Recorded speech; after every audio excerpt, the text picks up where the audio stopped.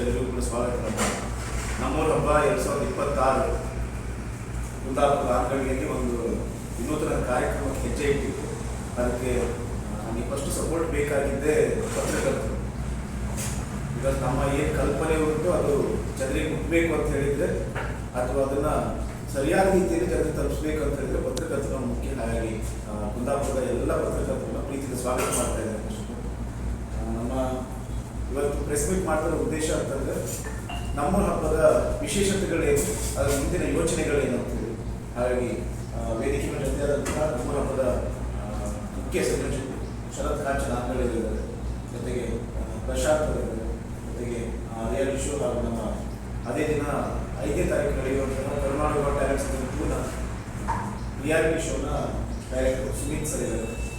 ಹಾಗೆಯೇ ನಾನು ನಾಗರಾಜ್ ಕಾರ್ಯಕ್ರಮದಲ್ಲಿ ಉಪಕರಣೆ. ನಮ್ಮೂರ ಹಬ್ಬ 2026 ಎನ್ನುವ ಏಪ್ರಿಲ್ 2ರಿಂದ 5 ತನಕ ನಡೆಯುತ್ತೆ. ವಿಶೇಷತೆಗಳೇನಂತಂದರೆ ಅಲ್ಲಿ ನಮ್ಮ ಕರ್ನಾಟಕದ ಹೆಮ್ಮೆಯ ಗಾಯಕರಾದಂತಹ ರಾಜೇಶ್ ಕೃಷ್ಣನ್ ಅವರು ಕುಂದಾಪುರಕ್ಕೆ ಬರಲಿಕ್ಕಿದ್ದಾರೆ. ಫಸ್ಟ್ ಟೈಮ್ ಅವರು ಫುಲ್ಲು ಬ್ಯಾಂಡ್ ಜೊತೆಗೆ ಬರ್ತಾ ಇರೋದು. ಕಳೆದ ಒಂದ್ಸರಿ ಬಂದಿದ್ರು, ನೆನಪಿರ್ಬೋದು. ಅವರೇ ನಾವು ನೆನಪು ಮಾಡಿಸಿದ್ವಿ ಒಂದ್ಸರಿ. ಇವತ್ತು ನಮಗೆ ನಗಲಿದ್ರು ಕೂಡ ಕುಂದಾಪುರದಲ್ಲಿ ಒಂದು ವಿನೂತನ ಕಾರ್ಯಕ್ರಮ ಸೃಷ್ಟಿ ಮಾಡಿ ಸತೀಶ್ ಪೂಜಾರಿ ಡಾಕ್ಟರ್ ಅವ್ರ ಕಾರ್ಯಕ್ರಮ ಬಂದಿದ್ರು. ಹಾಗೆ ಅದರ ನಂತರ ಮತ್ತೆ ಬರ್ತಾ ಇರೋದು ಅವ್ರು ಫುಲ್ಲು ಬ್ಯಾಂಡ್ ಜೊತೆಗೆ. ಅದಕ್ಕೆ ಏಪ್ರಿಲ್ 4 ಶನಿವಾರ ಅವರು ಬರ್ತಾರೆ. ನಾನು ಫಸ್ಟ್ ದಿನದಿಂದ ಕಾರ್ಯಕ್ರಮ ಮಿಸ್ಕೇರ್ ಮಾಡಿದ್ದೆ. ಏಪ್ರಿಲ್ 2ಕ್ಕೆ ನಮ್ಮ ಸಂಸ್ಕೃತಿಯ ಮೆರವಣಿಗೆ, ಸಾಂಸ್ಕೃತಿಕ ಮೆರವಣಿಗೆಯನ್ನು ನಾವು ಕುಂದಾಪುರದಲ್ಲಿ ವಿನೂತನವಾಗಿ ಸೃಷ್ಟಿ ಮಾಡಲಿಕ್ಕೆ ಕೊಟ್ಟಿದ್ವಿ.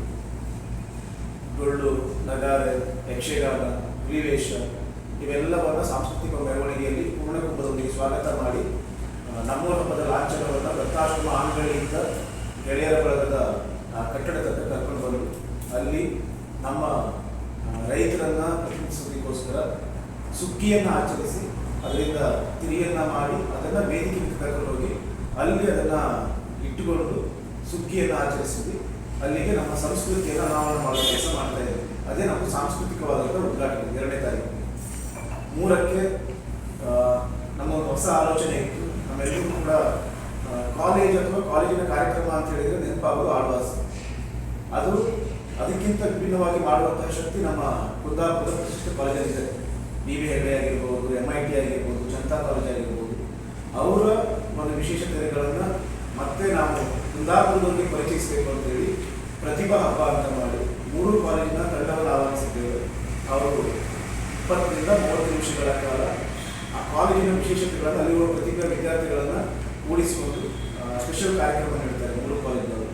ಅದಾದಮೇಲೆ ಅವ್ರ ಜೊತೆಗೆ ಜನರಿಗೆ ಸ್ವಲ್ಪ ಎಂಟರ್ಟೈನ್ಮೆಂಟ್ ಬೇಕು ಪ್ರತಿಭೆಯ ಜೊತೆಗೆ ಅಂತೇಳಿ ಜೀ ಕನ್ನಡ ಕಾಮಿಡಿ ಕಿಲಾಡಿಗಳಿಂದ ಗೊತ್ತಿರಬಹುದು. ಸಿರೋಟೆ ರಘು, ಹಾಗೆಯೇ ಸಂಕೇತ್, ಜೊತೆಗೆ ಸಾಗರ್ ತುರುಕೆರೆ ದಿನಗಳಲ್ಲಿ ಮಿಮಿಕ್ರಿಯಲ್ಲಿ ತುಂಬ ದೊಡ್ಡ ಸತ್ತು ಮಾಡ್ತಾರೆ. ಕಡೆಗೆ ತಾಳಿಕೋಟೆ ಸರ್ ಬರಲಿಕ್ಕಿದ್ದಾರೆ, ಮಹಾನಟಿಯಿಂದ ಆರ್ಟಿಸ್ಟರು ಬರಲಿಕ್ಕಿದ್ದಾರೆ. ಇವರು 2ನೇ ತಾರೀಕಿನಿಂದ ಅದರಿಂದ ಕಾರ್ಯಕ್ರಮ ನಿರೂಪಣೆ ಮಾಡೋದಕ್ಕೆ ಜೊತೆಯಾದರೂ ಕರ್ನಾಟಕದ ಹೆಮ್ಮೆಯ ನಿರೂಪಕರು ಎಲ್ಲರಿಗೂ ಕುಂದಾಪುರ ಚಿರಪರಿಚಿತ RJ ಪ್ರಸನ್ನ. ಬಿಕಾಸ್ ಆ ಸಾಂಸ್ಕೃತಿಕ ಕಾರ್ಯಕ್ರಮವನ್ನು ಅಷ್ಟು ಸ್ಪಷ್ಟವಾಗಿ ಮಾಡಬೇಕು ಅಂತ ಹೇಳಿದರೆ ಅದಕ್ಕೆ ಅವರು ನಮ್ಮ ಜೊತೆಗೆ ಇರಲೇಬೇಕು, ಅವರಿರ್ತಾರೆ. ಅದೇ ದಿನ ಸ್ಥಳೀಯ ಮಕ್ಕಳ ಪ್ರತಿಭೆ ಕಾರ್ಯಕ್ರಮ ಕೂಡ ಇರುತ್ತೆ. ಅದೇ ರೀತಿ 4ನೇ ತಾರೀಕಿಗೆ ಏಪ್ರಿಲ್ 4ಕ್ಕೆ ನಾನು ಆವಾಗಲೇ ಹೇಳಿದೆ ರಾಜೇಶ್ ಕೃಷ್ಣ ಅವರು ಬಂದಿದ್ದರು. ಅವ್ರ ಜೊತೆಗೆ ದಿಯಾ ಹೆಗ್ಡೆ, ನಮ್ಮ ಸರಿಗಮಪ ಹಾಗೂ ಇಂಡಿಯನ್ ಐಡಲ್ನ ಹೆಮ್ಮೆಯ ಗಾಯಕಿ, ಜೊತೆಗೆ ಕನ್ನಡ ಚಲನಚಿತ್ರರಂಗದ ಸುರಕ್ಷಾ ದಾಸ್ ಅವರು, ಸಂತೋಷ್ ದೇವ್, ರಜತ್ ಮಯ್ಯ ಇವರೆಲ್ಲರೂ ಕೂಡ ಜೊತೆಯಾಗಲಿಕ್ಕಿದ್ದಾರೆ. ಆ್ಯಂಡ್ ರಾಜೇಶ್ ಅವ್ರದ್ದೇ ಬ್ಯಾಂಡ್ ಕೂಡ ಬರುತ್ತೆ. 5ನೇ ತಾರೀಕಿಗೆ ನಮ್ಮ ಕರ್ನಾಟಕ ಟ್ಯಾಲೆಂಟ್ ಸೀಸನ್ 2 ಈಗಾಗಲೇ ಫಿನಾಲೆ ಬಂದಿತ್ತಿದೆ. ಸ್ಪಂದನ TV ಪ್ರೆಸೆಂಟ್ ಮಾಡ್ತಾ ಇರೋದು, ಕನ್ನಡ ಮೀಡಿಯಂ ಚಾನಲ್ ಟೆಲಿಕಾಸ್ಟ್ ಮಾಡ್ತಾ ಇರೋದು.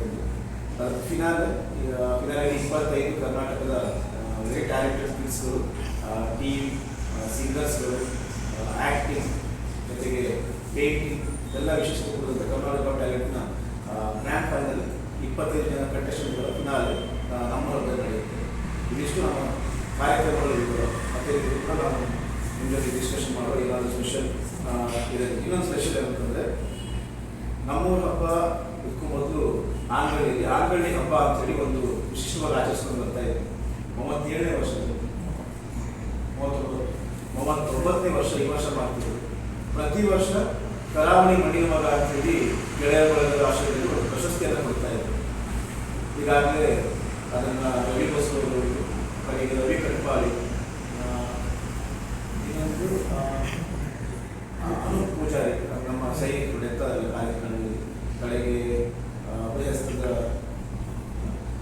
ಈ ವರ್ಷ ಇಬ್ಬರಿಗೆ ಕೊಡಬೇಕು ಅಂತೇಳಿ ಒಂದು ಸಣ್ಣ ಸಮಿತಿ ಎಲ್ಲ ನಿರ್ಧಾರ ಮಾಡಿದವಾಗ ಅಪ್ಪಣ್ಣ ಹೆಗ್ಡೆ ಅವ್ರಿಗಂತೂ ನಾವು ನಿರ್ಧಾರ ಮಾಡಿದ್ವಿ. ಬಟ್ ಗೊತ್ತಿಲ್ಲ ಇದು ಲಿಖಿತ ಹೇಗಿತ್ತು ಅಂತ ಗೊತ್ತಿಲ್ಲ. ಅವ್ರು ಸ್ವೀಕಾರ ಮಾಡಲಿಕ್ಕೆ ಒಪ್ಕೊಂಡೇ ಆಗಿತ್ತು. ಈಗ ಅವರು ದೈವಾಧೀನರಾಗಿದ್ದಾರೆ. ಆದರೂ ಅವರಿಗೆ ಮರಣೋತ್ತರವಾಗಿ ಕರಾವಳಿ ಮಣ್ಣಿನ ಮಗ ಬಿರುದನ್ನು ಕೊಡ್ತಾ ಇದ್ದೀವಿ. ಅವರ ಕುಟುಂಬದವರು ಅದನ್ನು ಸ್ವೀಕರಿಸ್ತಾರೆ. ಹಾಗೆಯೇ ಕರಾವಳಿ ಇನ್ನೊಬ್ಬ ಸಹಾಯಕ್ಕೆ ಹೆಸರಾಗಿದ್ದವರು ನಾಡೋಜ ಜಿ ಶಂಕರ್ ಅವರಿಗೆ ಕೂಡ ಕರಾವಳಿ ಮಣ್ಣಿನ ಮಗ ಪ್ರಶಸ್ತಿಯನ್ನು ಕೊಡ್ತಾ ಇದ್ದೀವಿ. ಇದೆಲ್ಲ ಬಿಟ್ಟು ಆಮೇಲೆ ಪ್ರತಿದಿನ ಕೂಡ ವಿವಿಧ ಸಾಧಕರಿಗೆ ಸನ್ಮಾನ ಕಾರ್ಯಕ್ರಮ ಇಟ್ಕೊಂಡಿದ್ದೇವೆ.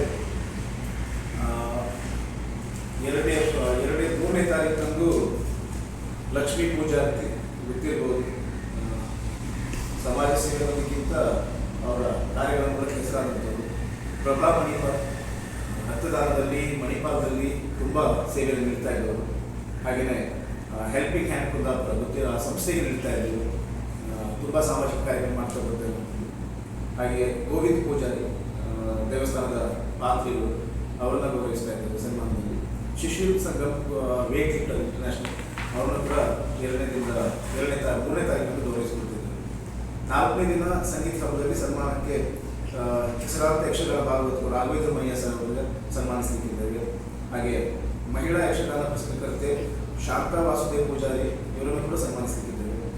ಮಾಳಾ ಹರ್ಷೇಂದ್ರ ಜೈನ್ ಸಮಾಜ ಸೇವಕರು ಬೆಂಗಳೂರಲ್ಲಿ ಇಲ್ಲಿಂದ ಯಾರೆಲ್ಲ ಬಡ ವಿದ್ಯಾರ್ಥಿಗಳು CET ಬರೀಲಿಕ್ಕೆ ಅಥವಾ ಕಾಂಪಿಟೇಟಿವ್ ಎಕ್ಸಾಮ್ ಬರೀಲಿಕ್ಕೆ ಅಥವಾ ಜಾಬ್ ಇಂಟರ್ವ್ಯೂ ಹೋದಾಗ ಸ್ವಂತ ಅವ್ರದ್ದೇ ಖರ್ಚಲ್ಲಿ ಅವರಿಗೆ ವಸತಿ ವ್ಯವಸ್ಥೆಯನ್ನು ಮಾಡಿಕೊಟ್ಟು ಊಟ ಉಪಚಾರವನ್ನು ಮಾಡಿಕೊಳ್ತಾ ಇರುವಂಥದ್ದು.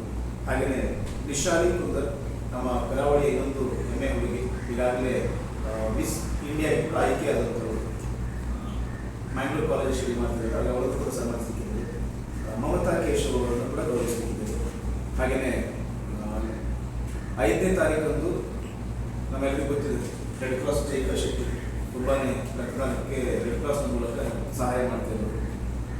ಸಾಯಿ ಸ್ಪಂದನ ಟ್ರಸ್ಟ್ ಸಮಾಜ ಸೇವೆ ಮಾಡ್ತಾ ಇರುವಂಥ ಸಂಸ್ಥೆ. ಸತೀಶ್ ಶಾಲೆ ನಮ್ಮ ಅಭಯಹಸ್ತ ಫೌಂಡೇಶನ್ ಮೂಲಕ ರಕ್ತದಾನಕ್ಕೆ ತುಂಬ ಸೇವೆ ಕೊಡ್ತಾ ಇರೋರು. ಬಾಬು ಪೂಜಾರಿ ನಿವೃತ್ತ ನೌಕರರ ಸೇನಾನಿಗಳು, ಜೊತೆಗೆ ಬಾಡಿ ಬಿಲ್ಡರ್ ಕೂಡ ನಮ್ಮ ಸಂಸದಲ್ಲಿ ತುಂಬ ಪ್ರಚಲಿತವಾದಂಥ ಹೆಸರು. ಆಮೇಲೆ ಸಂಗೀತಾ ಶ್ರೀಧರ್ ಪೂಜಾರಿ ಭರತನಾಟ್ಯ ಕಲಾವಿದರು. ರೊನಾಲ್ಡ್ ಸೋಜಾ ನಮ್ಮ ಆಂಗಳ್ಳಿಯ ಪೊಲೀಸ್ ಇಲಾಖೆಯಿಂದ ಅವರನ್ನು ಗೌರವಿಸಿಕೊಳ್ಳಬೇಕು ಅಂತೇಳಿ ಇಷ್ಟು ಜನರನ್ನು ಸನ್ಮಾನಕ್ಕೆ ಆಹ್ವಾನಿಸಿದ್ದಾರೆ. ಉಳಿದಂಥದ್ದನ್ನು ಅತಿಥಿಗಳನ್ನು ಇಷ್ಟು ಮೊದಲಿನ ಕಾರ್ಯಕ್ರಮ ನಮ್ಮದು ಸಾಂಸ್ಕೃತಿಕವಾಗಿರುತ್ತೆ.